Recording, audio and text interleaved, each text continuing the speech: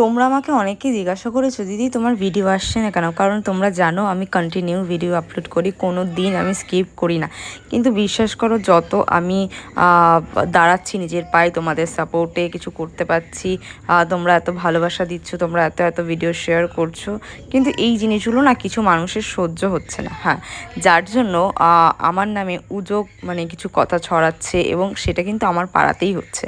And এইটা শোনার পর বা দেখার পর বিশ্বাস করো, মানসিকতা আমার পুরোটা ভেঙে পড়েছে। কারণ যারা এই জিনিসগুলো বলছে, তারা তারা কিভাবে বলছে, মানে তাদের মানসিকতাটা কোথায়, আর আমি এমন কোথায় বাস করি, এটাই আমি ভেবে পারছি না যে তারা কিভাবে বলছে তার মেয়ের তুল্য নামে বা মেয়ের বয়সে একটা মেয়ের নামে।